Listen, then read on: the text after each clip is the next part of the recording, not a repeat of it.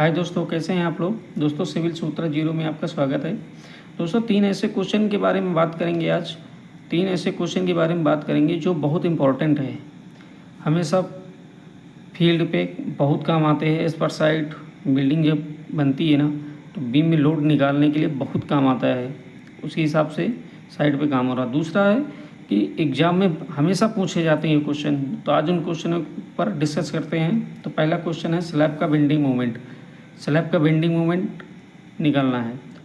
For example एक लेते हैं दोस्तों, एक स्लैब लेते हैं 5 मीटर स्पान का। ये 5 मीटर का स्पान लेते हैं, इसका 5 मीटर स्पान लंबी है और उस पर 10 किलो न्यूटन का लोड आ रहा है। कितना? 10 किलो न्यूटन का लोड आ रहा है इस पर। तो भार का समान भार है दोस्तों। एक स्लैब 5 मीटर लंबी है और उस पर 10 किलो न्यूटन पर मीटर स्क्वायर का समान भार है, तो बेंडिंग मोमेंट कितना होगा? तो ये दिया है m बराबर WL²/8। तो W हमारा 10 किलो न्यूटन का लोड पड़ रहा है और लंबाई कितनी है? 5 मीटर। तो 8 से भाग देंगे तो कितना आया? ये यहाँ पे 10 × 25, इसका स्क्वायर करेंगे तो 25 आएगा। तो यहाँ पे 8, ये टोटल भाग देंगे तो यहाँ पे 31.25 किलो न्यूटन पर मीटर स्क्वायर आ रहा है लोड। ठीक है दोस्तों।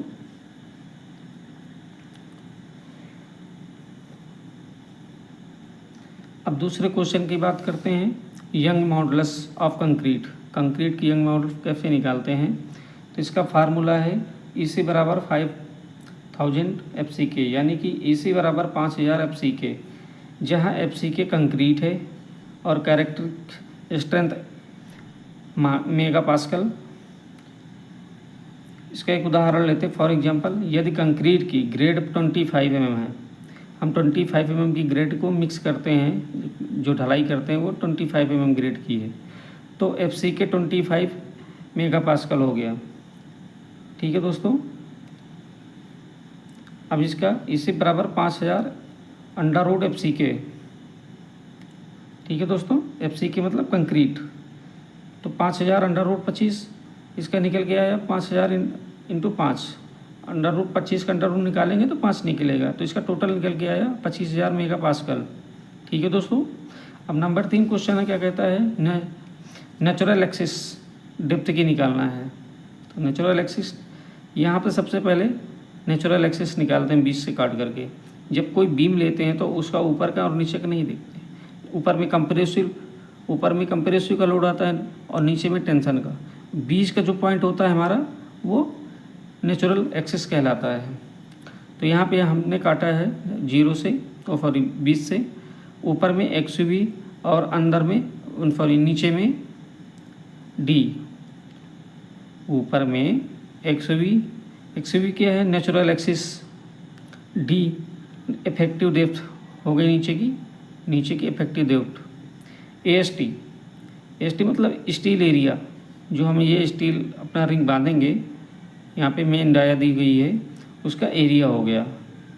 FCK concrete strength, FCK concrete strength को रिप्रेजेंट कर रहा है। B बराबर विड्थ ऑफ सेक्शन, ये जो सेक्शन काटा है इसकी चौड़ाई।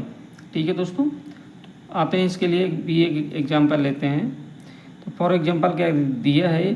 FY बराबर 415 मेगा पास्कल, AST बराबर 1256 metre square, FCK 25 mega pascal.